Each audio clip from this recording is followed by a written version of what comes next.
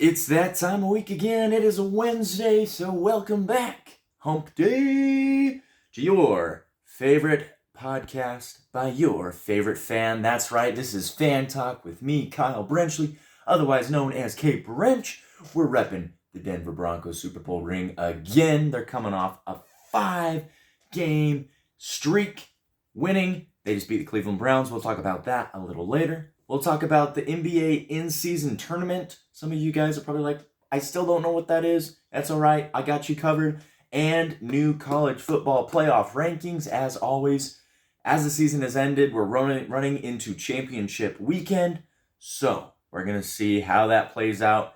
It's very deep this year. We'll talk about that as well. But as always, thank you guys so much for listening. This is a Fan Talk podcast produced by me, Kyle Brenchley, here in the comfort of my own home, talking about what I love, which is sports with you. Appreciate you guys. You can find this podcast on Spotify, YouTube, and iHeartRadio. Speaking of Spotify, if you haven't already, go check out your Spotify Wrapped. They do that at the end of every year. Essentially, they collect data from all the songs and podcasts and audio that you listen to all year, and they put together this little presentation, and you can show it off. A lot of people post on their Instagram stories. Tune in for mine. I will be doing that. Hope you had a great Thanksgiving.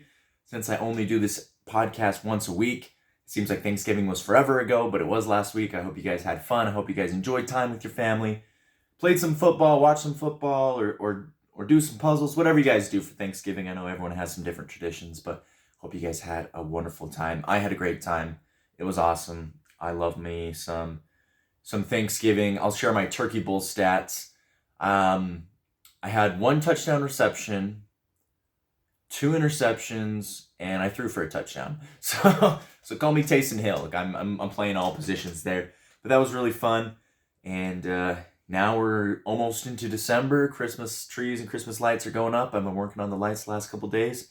And I've listened to Last Christmas by Wham, my favorite Christmas song of all time, probably only like 3 times, but throughout the holiday season it'll be up to over 50 for sure.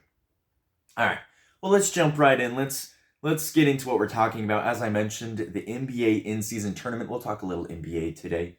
So what that is, it's a new thing they introduced this year, kind of an incentive for NBA teams to play hard during kind of the middle of the season. You get to, this first part of the season, and, you kind of wishy-washy, there's no urgency, So they implemented this in-season tournament, which essentially is this. Every team was randomly put into a group of five teams, a group of 5 in their conference. So for example, I'm from Utah, so Utah Jazz, they were put in a conference or in a group with the Lakers, the Phoenix Suns, the Portland Trailblazers, and the Memphis Grizzlies. So a bunch of random teams from their conference. And you play each team 1 time, so you play 4 games. The Jazz went 2-2 in those games, so they won 2 and lost 2. Oftentimes, or as it went this time, the best teams went 4-0, and sometimes 3-1. So what they do is they take the top team from each group, so the team with the best record in each group, and they move on. So there's going to be 6, 3 from each conference. And then that leaves 2 extra spots because there's 8 spots in the quarterfinals. So now it goes to the next team with the best record, but also the best point differential. What that means is, did you score more points than your opponents in these games? And whoever has the biggest margin, the biggest difference, will move on. So for example, in the West, let me just paint this picture. The Los Angeles Lakers were the 1 seed because they went 4-0. Same with the Kings and the Pelicans. Those 3 teams won their group. And then the 4th team was the Phoenix Suns. They got in because they were 3-1, and they had a better point differential than some of the other teams. In the East, it was the Bucks, the Pacers, and the Celtics that won their group, and then the Knicks got in because they had a better point differential than some of these other teams. So, little crash course for you there. There is some controversy about this. Because it is point differential, this was particularly true in the Celtics-Bulls game last night. The Celtics were blowing them out by 29. And the Bulls were obviously struggling. They had probably their worst free throw shooter getting fouled all the time, because you foul him, he'll, maybe make one, maybe go 0 for 2, and then your team gets the ball back. And then you can keep your starters in and run up the score. It just kind of takes away from the class of the game. Usually in the fourth quarter, if you're up by 29 points, you pull your starters, you put in the reserves. You don't try to run up the score, out of respect to the game and to your opponent. But with this in-season tournament, new rules, teams kind of have to do that if they want to get in, especially if they're not the top seed. If they're not, if they're not 4-0, for example, the Knicks, they were 3-1, they needed a point differential. The Suns needed the same thing. So that's a little kink there that might need to be fixed, might need to be rubbed out next time. But so the in-season tournament, it will be December 5th with the Bucks, Knicks, and Lakers, Suns. Again, the championship happens in Las Vegas, and they get a little trophy, just a little incentive for the in-season tournament. So far, it seems like a success according to what I've read and what I've watched. Maybe you've seen those courts that are like really bright purple or bright red. Those are for the in-season tournament, so kind of fun there. They got new jerseys, yada, yada, yada. Money, money, money. But yeah, so keep an eye on that. That is a quick in-season tournament bracket update. I want to spend a lot of time talking about football. Obviously, it's football season, and we're getting close to the end, especially in college football. The regular season is now officially over. They have released another college football playoff ranking. They do that every Tuesday. So let's talk about championship week. It's going to be a fun one. There is so much football still to be played and so much to be sorted out. This is probably the deepest the college football playoff race has been in the whole 10 years of its existence. So here's some little facts I want to share with you real quick. So since the playoff began in 2014, 29 of the 36 playoff participants have been conference champions. So essentially, you win your conference championship, you're in.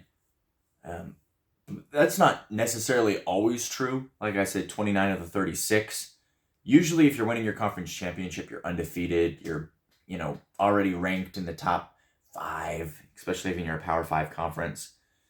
But sometimes that's just not the case. As you know, last year, for example, USC missed out on the college football playoff because they lost, and the conference champion was Utah, a Utah team that had 4 losses, so they weren't going to get into the college football playoff. So they were one of those 7 teams that was the exception. So 4 schools, and these are the 4 teams that are currently in the college football playoff: Georgia, Michigan, Washington, Florida State. They enter this conference title championship weekend undefeated. While there's 4 one-loss teams: Oregon, Ohio State, Texas, and Alabama. They still have a shot, pending if they win and some other teams fall. So it's a must-win for everybody. Pretty much, nobody's safe. A lot of people are going to say Michigan, Georgia are safe. Michigan drops a game to Iowa. They're probably still in, but it's not guaranteed. Georgia drops the game to Alabama. They're probably still in, but it's not guaranteed.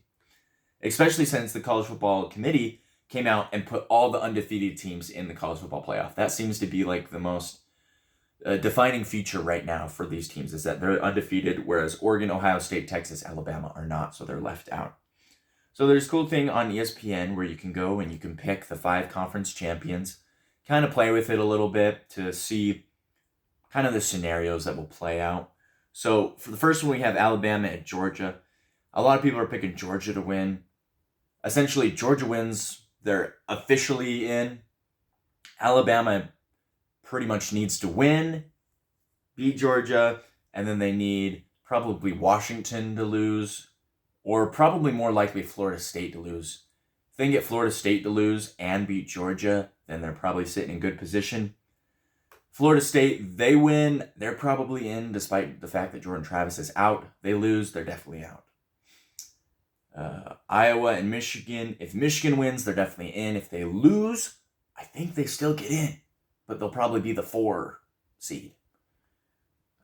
Iowa, they're not going to get in with the win. Same with Oklahoma State. Texas needs to win. They need Florida State to lose. They probably need Alabama to lose. and they probably need Oregon to lose, so Texas could get the 4 seed. And then Washington win, they're in. Oregon needs to win, and again, probably have Florida State lose, or a Texas to lose, maybe even have Michigan lose. And Ohio State, they're not playing this weekend, so Ohio State probably wants the top 3 teams to win. They probably want Georgia to win. They probably want Michigan to win, and they probably want Washington to win, and then Florida State to lose. So pretty much everybody's wanting Florida State to lose in this scenario that I'm thinking of right now. But yeah, you can go play with it a little bit. It's the playoff predictor put out by ESPN.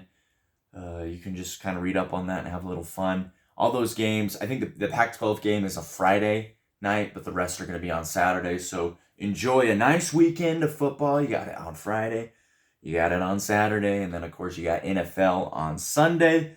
And speaking of the NFL, let's jump right in. Let's jump into the picks. But before we get into the picks, let me just say another shout out to Broncos country. Great game. Incredible game. It's the first time in a while that they beat a team by double digits. I think since the 2021 season when they beat a really bad Lions team. This is before Dan Campbell got there, before they got Jared Goff. I think that was the last time they won very solidly. So it's good to see them. I mean, don't get me wrong. I love these close games, but they make me sweat a lot and they make me nervous.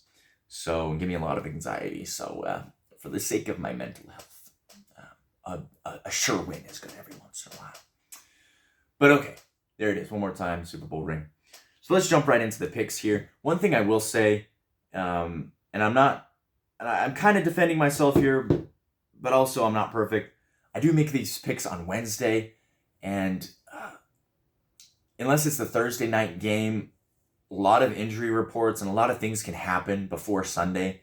It is, 4 days away. So I could be wrong a lot of the times, and I really, where I err is that I take teams where they were and not where they are.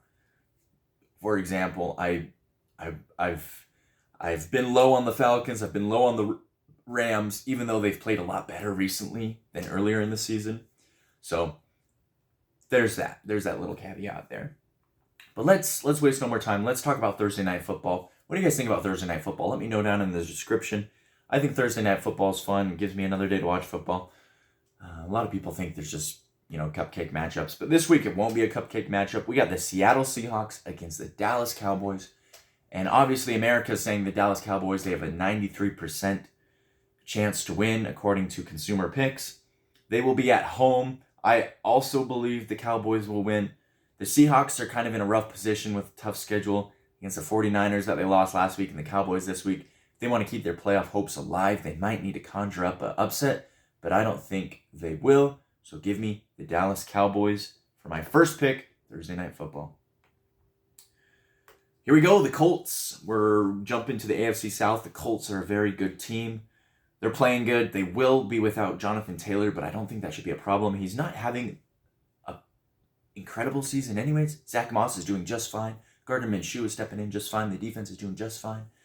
They're currently 6-5. They go to visit the Tennessee Titans. I think the Colts win. They're really fighting for a playoff spot. It's going to be a tough AFC playoff race, even though the Bengals are out. Well, don't count them out just yet, but I'm pretty much saying that without Joe Burrow, they don't stand a chance. Give me the Colts. Chargers and Patriots. Chargers are probably out of the running unless they can win 6 in a row and get some help. They're playing the Patriots. The Patriots at this point are probably going to draft Drake May. They're not going to go with Mac Jones or Bailey Zappi anymore. So give me the Chargers. Lions at Saints. I like the Lions in this one. The Saints are kind of stumbling right now. Falcons at Jets. Now the Falcons are sitting in good position. They're currently on top of the NFC South and are currently in the playoffs if it started today. They're visiting the Jets. And I've talked about the Jets enough. I don't need to waste any more time on them. Give me the Falcons. Cardinals at Steelers.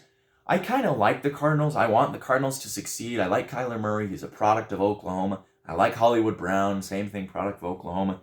I like their colors. I've kind of always low-key rooted for them since Larry Fitzgerald was there. They're playing the Steelers in a rematch of, I don't remember what Super Bowl it was. I think it was the 2008 Super Bowl.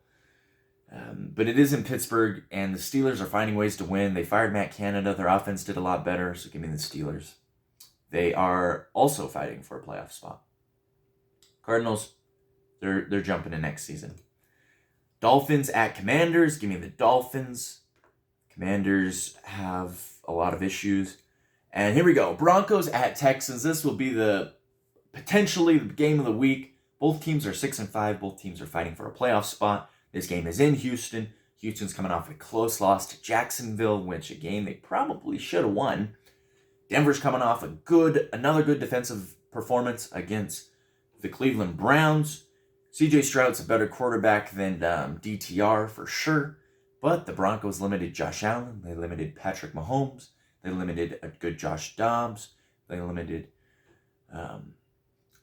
Jordan Love. So CJ Stroud, a rookie, could have a breakout game, but I think this Denver defense gives him some issues. Give me Denver. I'm going to ride with Denver until I'm wrong. Give me another game for Denver. 6 in a row. 7-5. Panthers at Buccaneers. Both teams are kind of on the out. Panthers are the worst team in the league by far. They're giving their first pick to the Bears. I think the Buccaneers win this one and keep their playoff hopes alive, only because one team from the NFC South has to go to the playoffs. Browns at Rams. I'm liking the Rams in this one, actually. The Browns are now to P.J. Walker. Unless DTR comes back from that injury, it looked like he got knocked pretty good. And the Browns showed that you can run the football against them. And the Rams, they're going to do that. Kyron Williams is back. And sorry about that. I was getting a phone call. Kyron Williams is back. And the Rams are rolling, so give me the Rams. 49ers at Eagles. Now, this is going to be a tough one. The Eagles came off a thrilling win against the Buffalo Bills. Buffalo Bills, obviously a prophetic offense. Eagles struggle a little on defense. 49ers, can they do it? This game is in Philadelphia. I think this will be my upset pick of the week, just because I got to have one. So give me the 49ers to upset the Philadelphia Eagles. It'll be close. Tough game, maybe overtime. Chiefs at Packers. I'm just going to pick the Packers in this one. Or the Chiefs, excuse me. I'm going to pick the Chiefs in this one. Packers, great win against the Lions. Can they replicate it? I sure hope so. I'm rooting for the Packers, but it's just the logical choice to pick the Kansas City Chiefs. And Monday Night Football, the Cincinnati Bengals, Jacksonville Jaguars. I like the Jaguars in this one. When was the last time we had a Monday Night Football game in Jacksonville? Look it up. I don't know. But the Bengals, just really tough that Joe Burrow's out for the year. Jake Browning can only do so much. They should probably run the ball more. But for some reason, they were just letting it fly, and it didn't really work against the Steelers. So give me the Jacksonville Jaguars. I think the Bengals are going to have to cut it and jump to next year. How many points will be scored? Probably, let's see, I guess 13, probably 40 points is what I will say in that. But there's my Week 13 picks. Let me know what you guys think. As always, it's going to be a fun Week 13. Fun week of football, as always, starting the Thursday night. Cowboys and Seahawks, and going all the way to Monday. That is Thursday, Friday, Saturday, Sunday, Monday. That's 5 days of football in a row. So enjoy that. Enjoy the Christmas weather. I think we're getting snow here on Friday and Saturday here in the area. It's really foggy out, so I'm hoping a storm comes and clears everything up. But again, thank you guys so much. I appreciate the support. This is a fan talk. This is Fan Talk. This is a podcast produced by me, your favorite fan, Kyle Brenchley. You can find it on YouTube, Spotify, and iHeartRadio. And go follow me on TikTok. I'm going to be making some Christmas content on TikTok, so I'll link that down in the description below. And have a wonderful, wonderful Wednesday. Peace out.